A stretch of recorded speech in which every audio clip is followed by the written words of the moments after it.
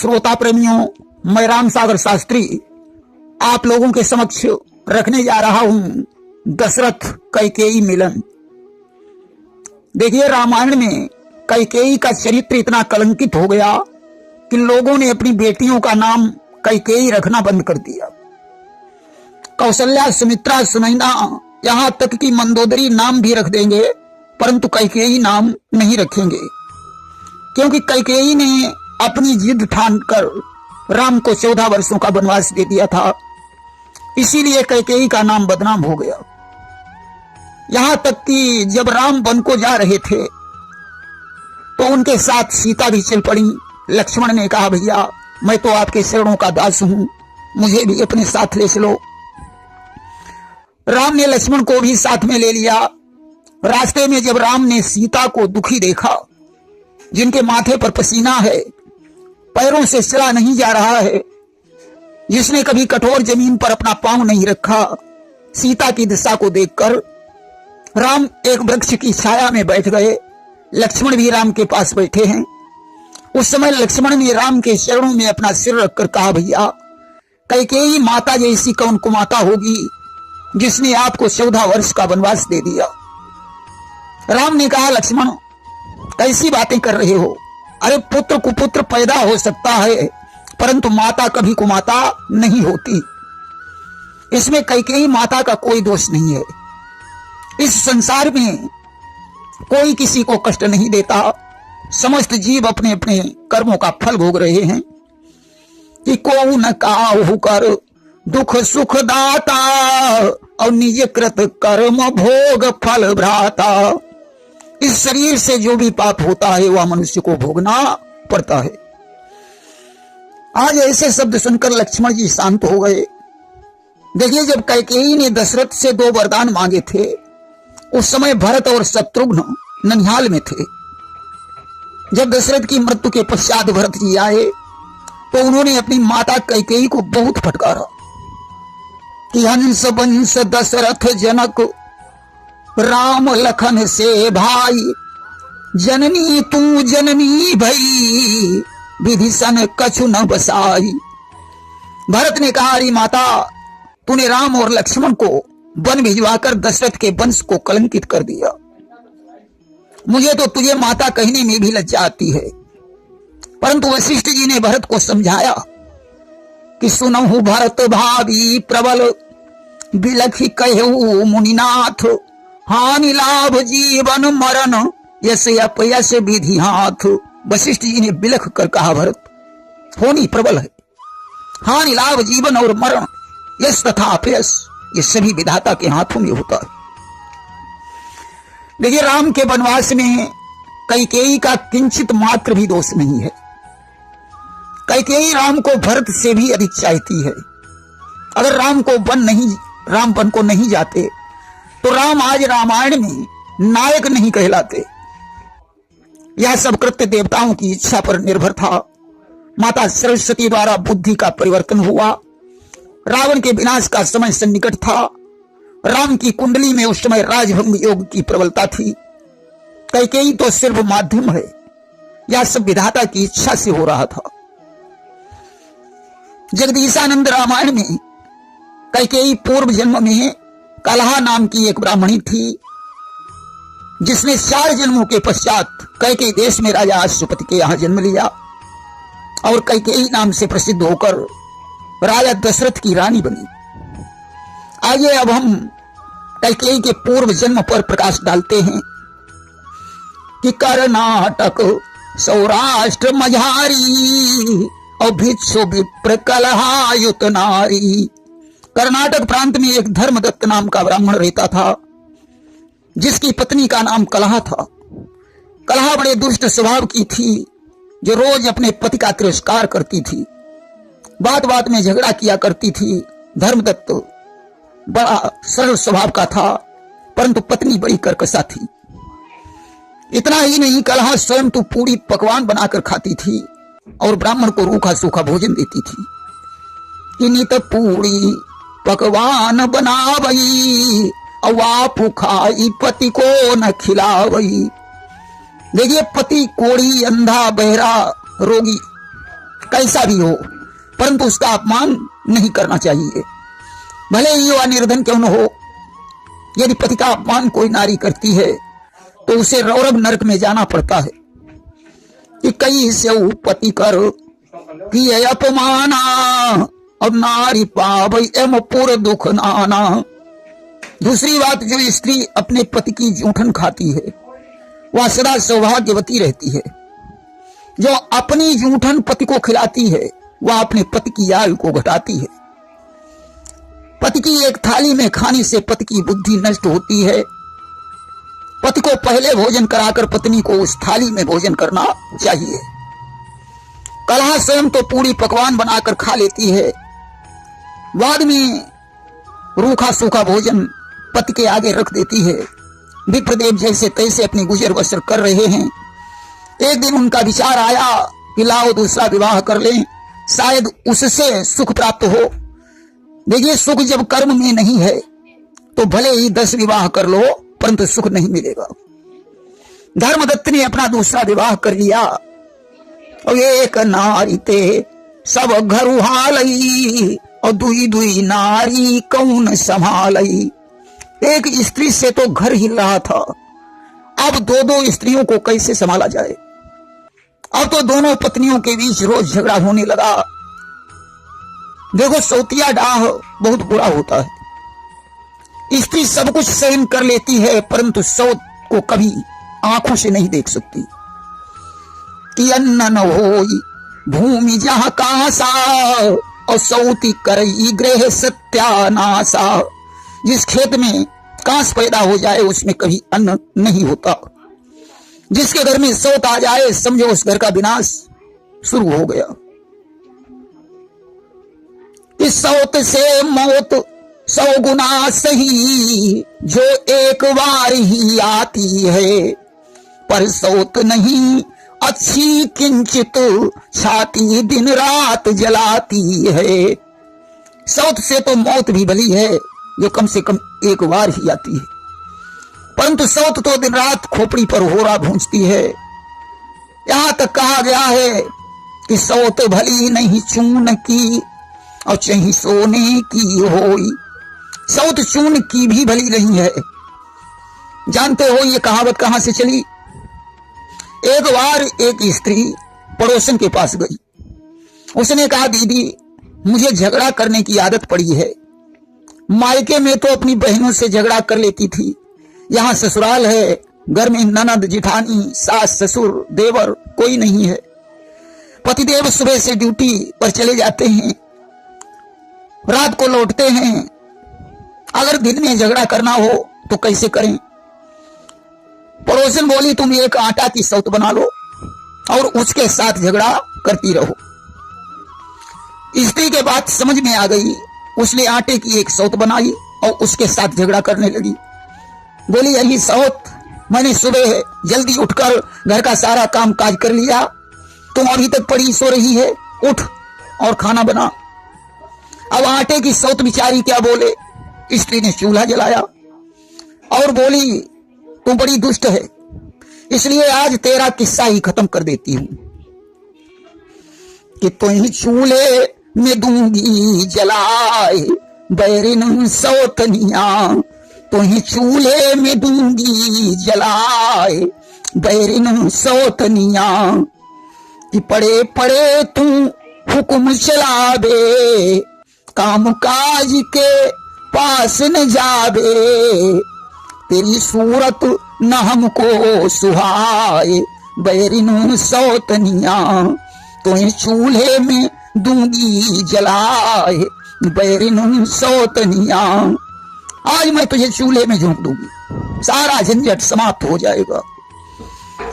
ऐसा कहकर जब उस स्त्री ने सौत को चूल्हे में डाला, आटे के अंदर एक नमक की कंकड़ी थी। नमक चटका और उसकी एक आंख में लगा, आंख फूट गई। अब तो स्त्री बिलबिला कर रह गई। उसने कहा, अब कहा जब आटे की सौत थी तब तो मेरा ये हाल हुआ, सचमुच की सौत होती तब तो प्राण लेकर ही मानती। कलहा भी आज जब अपनी सौत से लड़ते लड़ते उब गई तो उसने एक दिन जहर खा लिया और अपना प्राणांत कर दिया कि कलहा मरी जहर विष खाई, यम के द्वार पहुंची जाई। कलहा मरकर जब यमराज के पास पहुंची, यमराज ने चित्रगुप्त को बुलाकर उसके कर्मों का लेखा जोखा किया। चित्रगुप्त ने कहा, महाराज ये स्त्री रोज अपने पति का अपमान करती थी, इसने अपने पति के साथ कभी अच्छा व्यवहार नहीं किया। देखिए एक बात सुन लो, जो लोग अकाल मृत्यु से मरते हैं उनको प्रेत योनि प्राप्त होती है। यमराज ने कलहा से कहा, अरे दुष्टा, तूने अपने पति का अपमान करके 4 जन्मों को बिगाड़ लिया है कि पति अपमान करई जो नारी, 4 जन्म पावई दुख भारी। बकी सूकरी बिल्ली सोई, 4थे जन्म राक्षसी होई। तुझे 4 योनियों में जन्म लेना पड़ेगा, बगुली, सूकरी, बिल्ली और राक्षसी। इसके बाद तुझे मानव शरीर प्राप्त होगा। अस्तु कलहा ने 4 योनियों को भोग कर कैकेयी देश के राजा अश्वपति के यहां जन्म लिया और जिसका नाम कैकेयी पड़ा कि 4 जन्म यही भांति बिताई, अपनी कैकेयी की सुता कहाई। राजा अश्वपति को बड़ी प्रसन्नता हुई। कैकेयी से बचपन में 2 अपराध हो गए थे। कैकेयी को 2 ऋषियों का श्राप लगा हुआ था, जिसमें एक श्राप तो कैकेयी के लिए वरदान और दूसरा श्राप अभिशाप बन गया। राजा अश्वपति के यहां अक्सर संत महात्मा आया जाया करते थे। एक बार वहां एक संत आ गए, राजा ने उनका स्वागत सत्कार किया। रात में जब संत सो गए तो कैकेयी ने काजल की डिब्बी से पूरा काजल निकालकर अपने हाथों में लपेट लिया और संत के मुंह पर पोत दिया।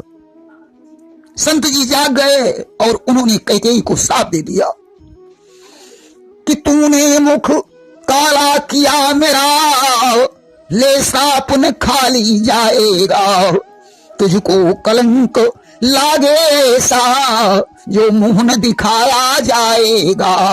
हे दुष्ट लड़की, तूने मेरे मुंह को क्या काला किया। मैं तुझे श्राप देता हूं कि एक दिन तुझे इतना बड़ा कलंक लगेगा जो संसार में तुम मुंह दिखाने के काबिल नहीं रहेगी। इसीलिए वरदान मांगकर कैकेयी कलंकित हो गई। इसके कुछ दिनों बाद एक दिन अश्वपति के यहां दुर्वासा ऋषि आ गए। राजा अश्वपति बड़े प्रसन्न हुए। उन्होंने चरणों पर मस्तक रखकर कहा कि संत दरस दुर्लभ जग माही, और यही सम पुण्य पुंज को नाही। संतों का दर्शन बहुत पुण्य से प्राप्त होता है। दुर्वासा को भोजन करवाया। भोजन के पश्चात वे सो गए। छोटे बच्चे वैसे भी बड़े शैतानी होते हैं। कैकेयी दुर्वासा के पास पहुंची। उसने उनकी दाढ़ी पर हाथ फिराया, सोचने लगी बाबा जी सो गए।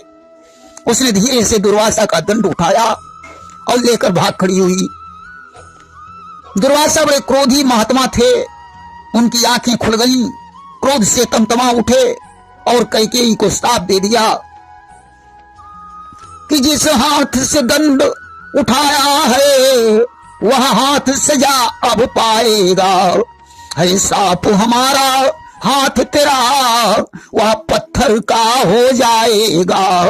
तूने जिस हाथ से हमारा दंड उठाया है, मैं श्राप देता हूं तेरा वो हाथ पत्थर का हो जाए। अब तो राजा अश्वपति भी आ गए। उन्होंने कहा, महात्मन, लड़की का एक हाथ पत्थर का होगा तो कौन इसके साथ विवाह करेगा। महाराज अपना श्राप वापस ले लीजिए। दुर्वासा ने कहा, जब या मुझे अपना गुरु बनाएगी तो इसका हाथ ठीक हो जाएगा, परंतु एक उंगली फिर भी पत्थर की बनी रहेगी। जो उंगली इसके लिए वरदान सिद्ध होगी। आज कैकेयी को शिष्या बनाकर दुर्वासा ऋषि ने उसे वेद शास्त्र धनुर्वेद की शिक्षा प्रदान की। कैकेयी युद्ध निपुण वीरांगना बन गई। दुर्वासा तो वहां से चले गए। कैकेयी विवाह के योग्य हो गई। उस समय राजा अश्वपति ने विचार किया कि मैं अपनी पुत्री का विवाह उसी के साथ करूंगा जो धनुर्वेद में मेरी पुत्री को परास्त कर देगा। संयोगवश इधर कैकेयी रथ पर सवार होकर एक दिन सखियों के सहित वन विहार करने के लिए गई। उधर महाराज दशरथ भी रथ पर सवार होकर वन विहार को निकले। चलते चलते कैकेयी प्रदेश में पहुंचे और उसी वन में घुसे जिस वन में कैकेयी थी। अचानक कैकेयी ने एक हिरण को देखा। उसने धनुष पर बाण चढ़ाया और हिरण पर चला दिया। महाराज दशरथ ने भी उसी हिरण पर अपना शब्दवेदी बाण चलाया। दोनों बाण साथ साथ छूटे और साथ ही साथ जाकर उस हिरण के लगे कि दोन सर किन्हों संधाना और लागत ही मृग तजे ऊपर आना। बाण लगते ही हिरण मर गया। कैकेयी कहती है मेरे बाण से मरा, दशरथ कहते हैं मेरे बाण से मरा। दोनों में तकरार हो गई। जंगल में फैसला नहीं हो पाया। मामला राजा अश्वपति के पास पहुंचा। अश्वपति ने चक्रवर्ती सम्राट दशरथ का स्वागत सम्मान किया। विचार करने लगे कि दशरथ ही कैकेयी के योग्य हैं। उन्होंने दशरथ को अपने महलों में रोक लिया। देखिए, आतिथ्य सत्कार करना बहुत बड़ा धर्म होता है कि अतिथि विमुख द्वार ते जाई और सतवर्षन की पुण्य नसाई। अतिथि अगर द्वार से विमुख होकर जाता है तो 100 वर्षों का पुण्य नष्ट हो जाता है। दशरथ यहां अतिथि हैं। दशरथ को भी कैकेयी प्रिय थी। जिस समय कैकेयी अट्टालिका पर चढ़ी, मौका पाकर दशरथ ने एक पत्र लिखकर बाण में बांधकर कैकेयी के पास भेजा कि उरई इच्छा अस करऊ विवाहु अपूर्वहु सुंदरी मोर उछाहु। हे राजकुमारी, तुम मेरे साथ अपना विवाह कर लो। कैकेयी ने भी बाण में पत्र बांधकर दशरथ के पास भेजा जिसमें लिखा था महाराज, इसके लिए आपको मेरे पिता से परामर्श लेना पड़ेगा। साहस बटोर कर दशरथ ने अश्वपति से कैकेयी का हाथ मांगा। अश्वपति ने एक शर्त रखी कि मम पुत्री ते और सुत जो होई और राज सिंहासन बैठई सोई। मेरी पुत्री से जो पुत्र होगा वही तुम्हारे राज सिंहासन पर बैठेगा। दशरथ ने शर्त को स्वीकार कर लिया और हुई गो ब्याह, खुशी अति छाई और चले अवधपति विदा कराई। दोनों में विवाह हो गया। दशरथ कैकेयी को लेकर अयोध्या लौट आए। उसी समय शूर्पणखा के पति विद्युत जिह्वा ने स्वर्गलोक पर आक्रमण कर दिया। इंद्र दशरथ से मदद मांगने आए। कैकेयी के सहित दशरथ स्वर्गलोक में गए। विद्युत जिह्वा से युद्ध हुआ। उस युद्ध में दशरथ के रथ के पहिए की धुरी निकल गई। कैकेयी ने वही अपनी पत्थर वाली उंगली धुरी की जगह पर डाल दी। दशरथ युद्ध में विजयी हुए। बाद में उन्होंने कैकेयी को देखा कि वह अपनी उंगली डाले हुए बैठी है कि रथ की धुरी निकरी जब गयऊ और कैकेयी निज अंगुली दयऊ। प्रमुदित हुई नृप की न बखाना मांग ले हो कोई दुई वरदाना। दशरथ ने प्रसन्न होकर कहा, प्रिय तुम हमसे कोई 2 वरदान मांग लो। और कैकेयी तब वचन उचारा कि नाथ रहे बर मोर उधारा। अब ही मांग के काम की हैं अवसर परे मांगी हम लिए हैं। कैकेयी ने कहा, स्वामी हमारे वरदान उधार रहेंगे, मौका पड़ने पर हम मांग लेंगे। आज वही 2 वरदान मांग कर कैकेयी कलंकित हो गई। प्रेम से बोलिए वृंदावन बिहारी लाल की जय।